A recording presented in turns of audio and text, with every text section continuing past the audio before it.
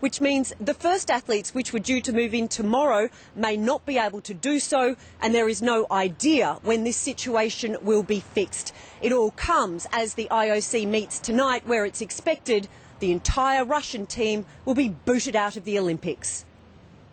Reporter Christina Hearn in Rio.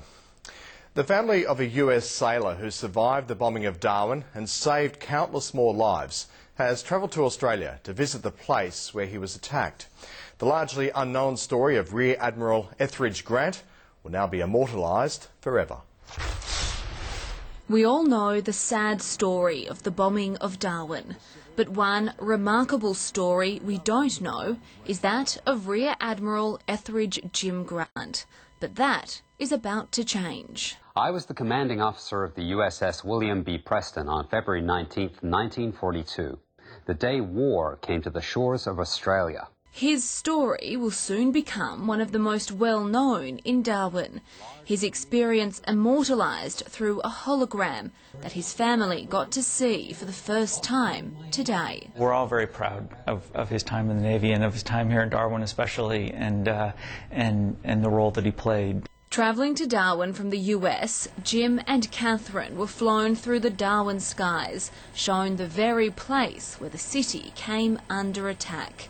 They then relived the moment when Japanese bombs began to fall on the harbour.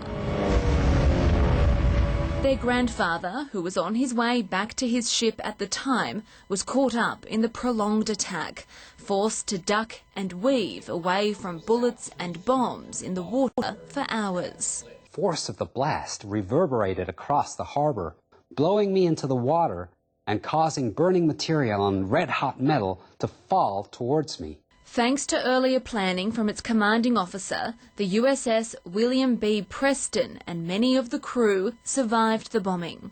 Because of the protocols I'd put in place, Lieutenant Wood was able to get the Willie B quickly underway within minutes. One of the most touching elements of this experience, the use of Jim's real voice in one part. It was surprising. I hadn't heard that was going to be happening.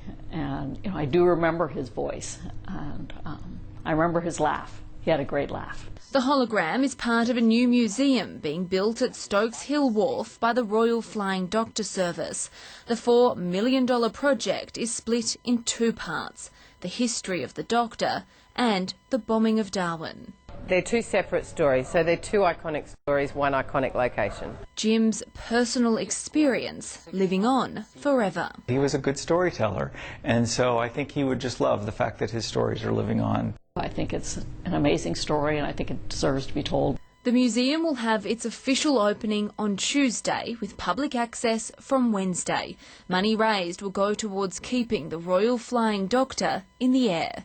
Elizabeth Creasy, 9 News. Hot inland, humid along the coast. Middle Point and Noonamar reached 36 degrees today. The afternoon sea breeze kept the city temperature to 32 degrees, but there was plenty of moisture in the air. The relative humidity